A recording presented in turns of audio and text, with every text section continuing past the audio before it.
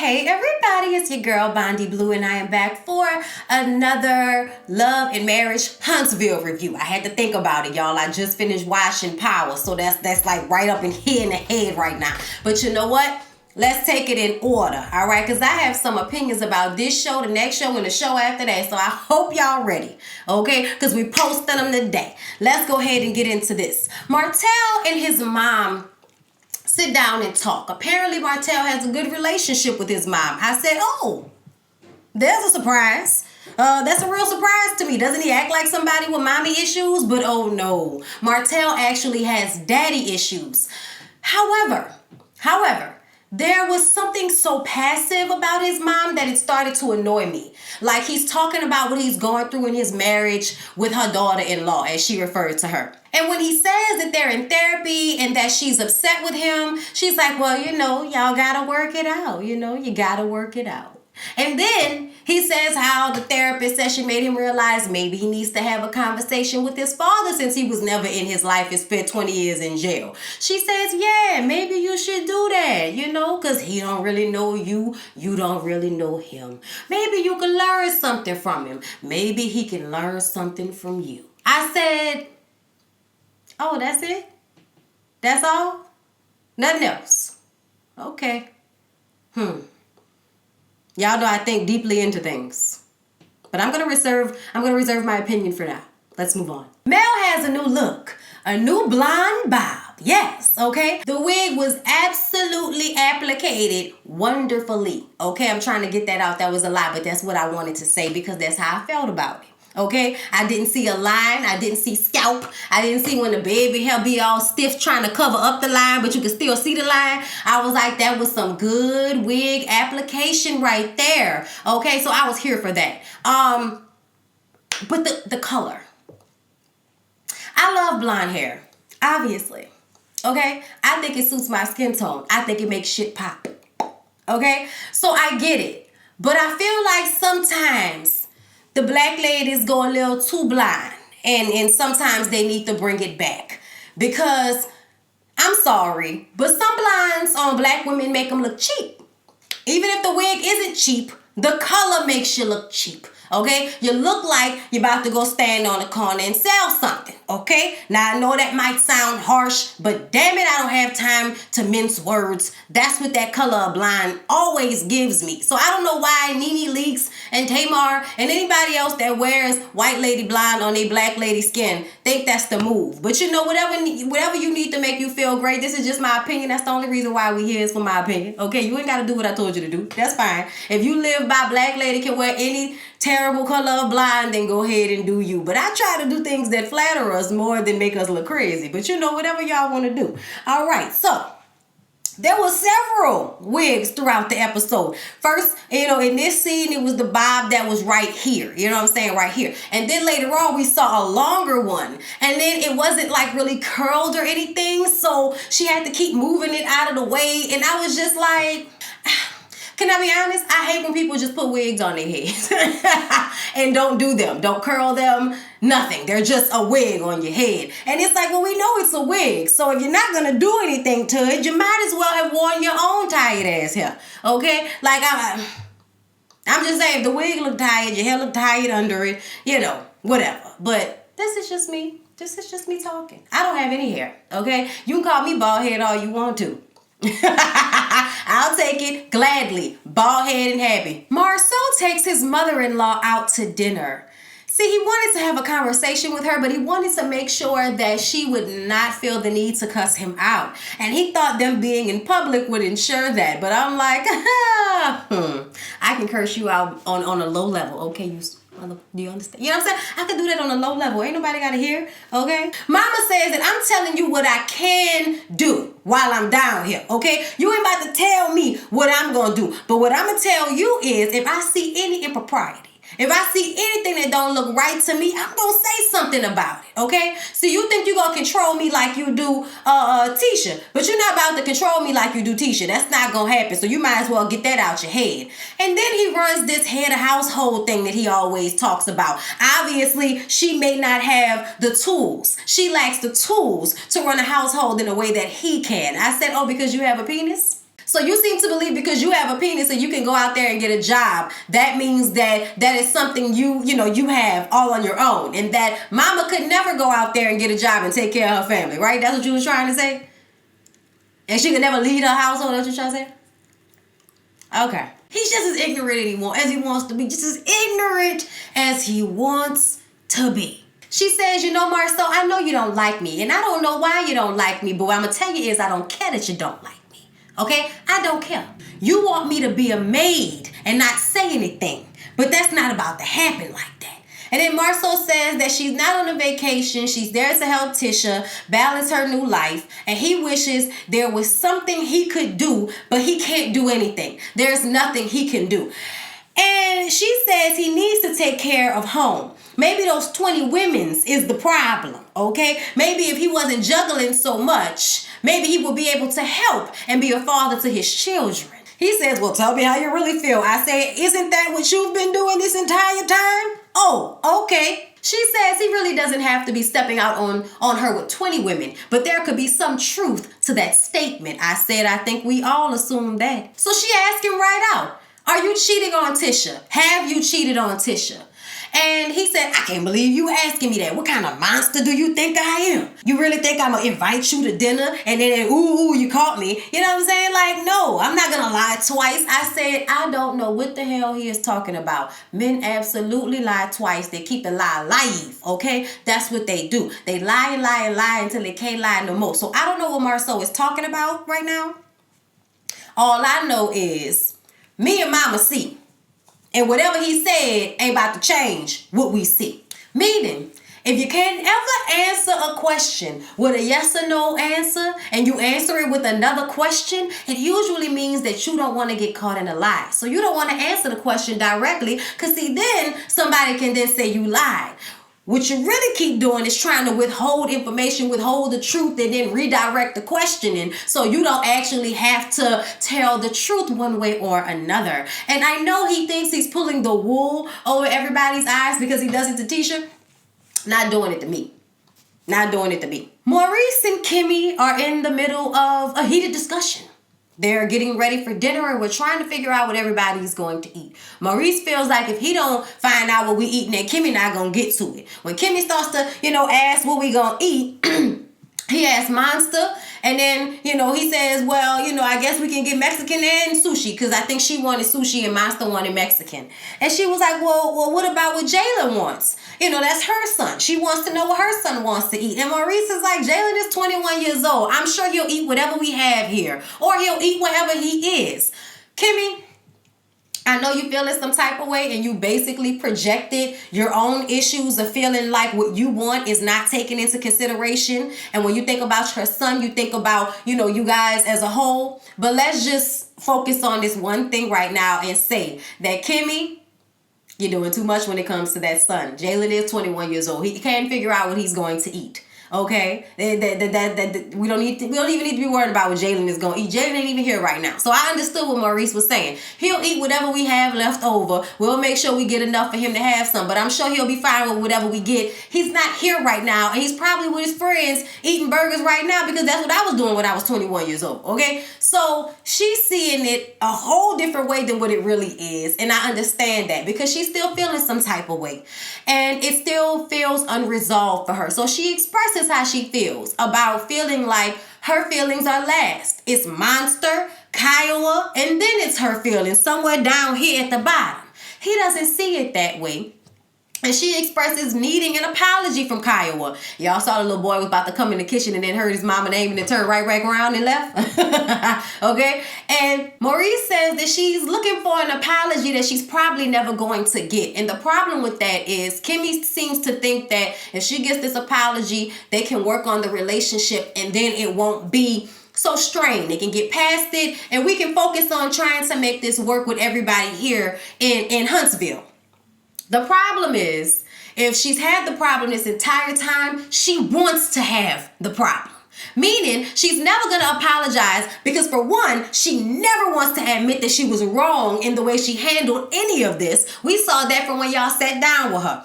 So even though I feel like I understand where Kimmy is coming from, Maurice could demand a little bit more respect from Kiowa. You are like stepping on eggshells, trying to ensure that she doesn't renege on this deal for you to have your son.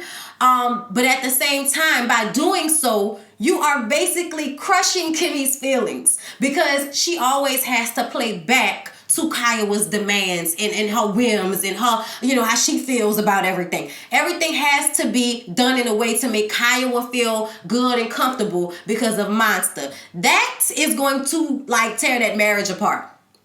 That is going to tear that marriage apart. I'm sorry. I really hope. I think they're going to handle it. I think they're going to get a, you know, a hold in on it. You know what I'm saying? Because at the end of the day, like, he really can't make Kiowa apologize. So Kimmy needs to get to a better place with that, like on her own. But Maurice also needs to realize that Kimmy needs to see him for enforcing the respect. Like, at some point, when are you going to be your wife's champion? When are you going to worry about her feelings above making Kiowa angry? He needs to fix that. Like, I don't know what y'all need to do. Maybe y'all need to just go to court. Maybe y'all just need to go to court, get you a good lawyer, and see if you can figure out. I know y'all don't want to go to court. Nobody wants to go to court because it's messy. But at the end of the day, I don't think that it's in anybody's best interest for Kimmy and Maurice to be living their lives walking on eggshells, trying not to make the ex upset because this man wants to be in his kid's life.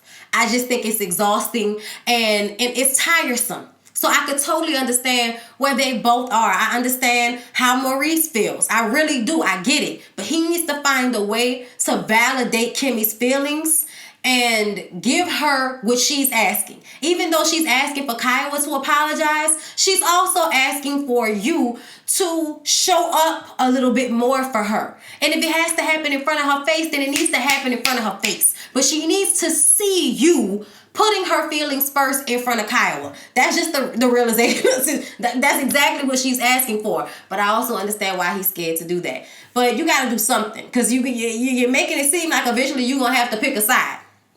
And nobody wants that to happen. And I think Kimmy has been trying to control it. But now that the girl could possibly move here, things are just getting a bit out of hand. And I think that she's emotional and things are never really resolved. They just let it go and go about life as if the issue has been resolved. And it hasn't. So I think it shows up in all of these little small ways. I felt bad for Kimmy, but you know, we know it wasn't really about Jalen and what he was going to eat that day. We know it wasn't about that. So Martell and his daddy go to the lake so they can go fishing. Something that Martell really likes to do. And it's quiet. It's them in a boat in the middle of some water. Beautiful. I would have actually loved it. Okay, I really would have. One of the things I noticed about Martell's dad, not very vocal, not very outgoing in this relationship. So Martell has to bring up most of the conversation and, you know, bring up how his dad wasn't really around because his dad was in jail. And apparently, the dad went to jail for selling weed. Like, I think he sold one time and got a whole bunch of time, which makes sense. Back in the day, you know, they weren't doing that to people. They catch you with weed and you get 20 years. Like, insane. Considering the fact that some of the people that, you know, voted and, you know, had something to do with those very laws prosecuting black and brown people the way they did. And now they're investing in weed companies. His dad did say, though, that whatever he wanted to talk about, they could talk about it. And he just wanted to talk about all the time that he's missed out on. You know what I'm saying? He's missed all of these years with his children. And dad was like, you know, don't think I ever forgot about y'all. I thought about y'all all the time, but my head just wasn't in the right space back then. Apparently, at some point, they stopped talking to one another. They got into it and stopped talking. They weren't really saying anything. They were kind of talking around, you know, certain things. But either way, we can see that there's definitely a separation between him and his dad. And I also felt like he lied about his marriage. Like, you set up there and act like everything was perfect in your family life. And got your daddy sitting up here talking about, well, I'm so proud of you, son, for what you've been able to do with your family. And, you know, make sure you keep your family first and take care of your family. Like, you put on. But at the end of the day, the only reason you come in here to talk to your daddy is because whatever he didn't give you is the reason why you are over here messing up your marriage and your family. Because you may love your kids and be there for them in a way that, you know, a lot of fathers may not be. But How you treat their mother will bleed into their consciousness and how they pick partners and how they live their lives as adults. What you show them a lot of the times is way more important than what you tell them. So I just kind of feel like Martell is still living in delusional land. Like, I thought you were going to have a real conversation with your dad about where you are in your life and what's going on. But really, it seemed like you only met with him so y'all can have this surface-ass conversation in which you act like your life is great in spite of him. No. Next. Kimmy has her block party, you guys. Kimmy has all these sponsors. Everything is set up the way she envisioned it. But the turnout wasn't that great. Okay, the turnout was not as great as she would hope. But as time went on, they had more people there. There was like a long line of people trying to get things. And it was all about getting toiletries for the young girls in the neighborhoods who, otherwise can't get these things for themselves or don't have someone in their life to tell them what to get. They need help. So at the end of the day, it doesn't matter whether it was 5 people or 500 people. If she helped 5 people or 500, she helped somebody that day. And that was the point behind everything, okay? I usually, like, I just wouldn't like to get caught up on stuff like that. It was hot outside, so what? They had people there enjoying themselves. They had people there getting stuff. That was what it was there for. And maybe the next time they'll have a better turnout and the time after that. These things take time for them to catch on like that. And this was her first one. I think she did a great job, okay? Either way, nobody is there to support her at first. Tisha is out of town doing a business conference. When the Holtz get there, it's all of this shade about how they don't have that many people. Oh my God, I thought there would be more people here. Oh, especially since she was using the comeback groups. And I definitely think if Martell and I's faces had been on this, there would have been a way better turnout. I said, Mel, nah girl.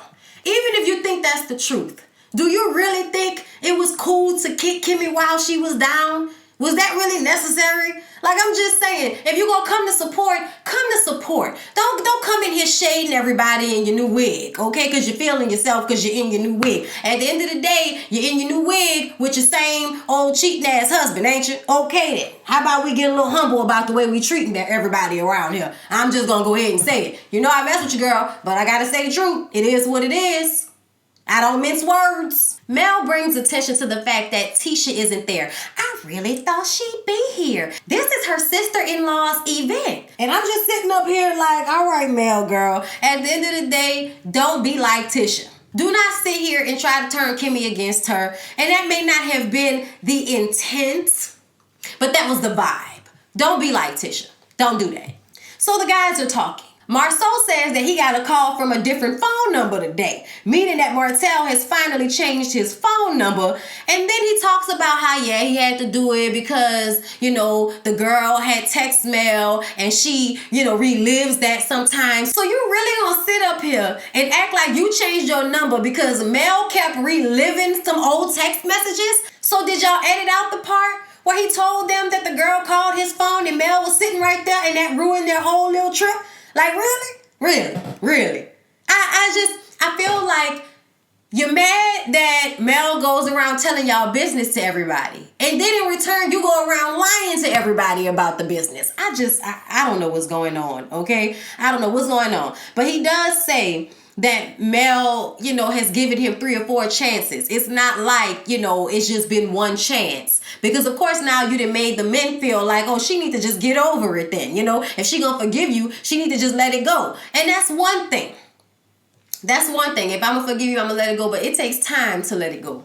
And I also feel like if I do decide to stay with you, or even if I don't know how I feel, nobody is about to tell me that I can't torture your ass after all of this. Okay? If I think about it tomorrow and get upset, then that's how I feel. Okay? But that is in the confines of a time frame. I was just going, she's pregnant, they still, yes, okay, there's a whole bunch of stuff going on, and I feel like Mel is entitled to go back and forth in her emotions however she feels like it, okay? But after a certain amount of time, you're gonna either break up with him, he gonna fix it, or you're gonna let him cheat in peace. You're only gonna have 3 options at the end of the day.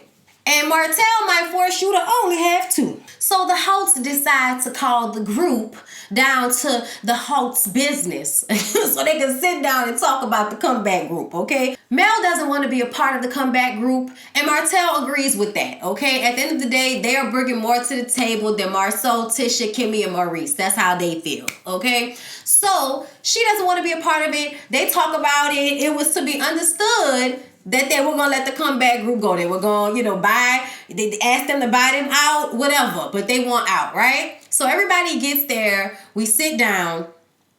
And Martell changes his mind and decides that maybe they should stay in the comeback group for a little while. I mean, it wasn't even a lot of persuading that happened, okay? Kimmy said she was getting distracted by the wig that Mel had on. Child, I told y'all that wig, the ends wasn't bumped. I didn't know what was going on with that wig. That wig was just a fair weather friend, okay? No. But you know what? Like we said, whatever blows up Mel's skirt with these wigs, Jesus. So the hosts want out.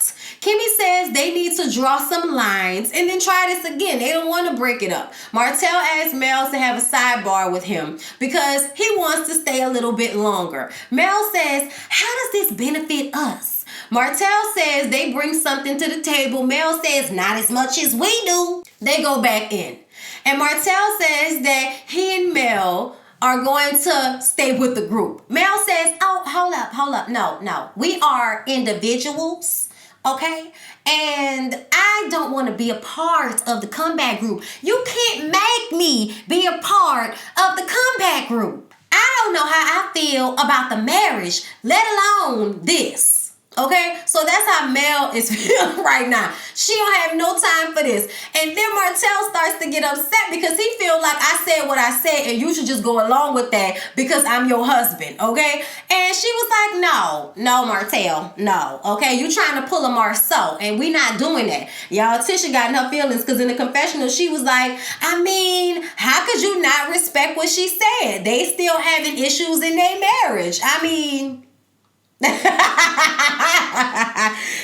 Tisha was definitely being shady in that moment. When the rest of the group leaves because Mel and Martell are now arguing, Martell says that Mel embarrassed him. She laughs. I embarrassed you? All the embarrassing you've been doing to me this whole time. Like, I ain't gonna lie, I was with her with that one. Like, boy, if you don't shut up. He says that you've been following me all this time. Why would you stop now when it comes to the business?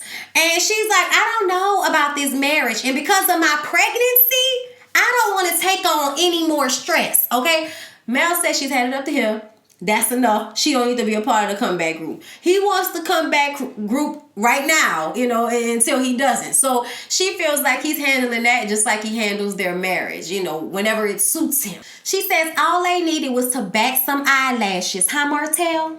He says that she needs to take his opinion into consideration and not do what she wants to do. I say, y'all, I can't stand this man, bruh. Like, just the audacity of him to get so upset and basically have a temper tantrum because she doesn't want to be a part of the comeback group, especially since they had already talked about it and that's what they decided upon. But because he wanted to change his mind in a whim, she was supposed to just go along with that because he's the husband and that's what he said. Child, I don't know where you been.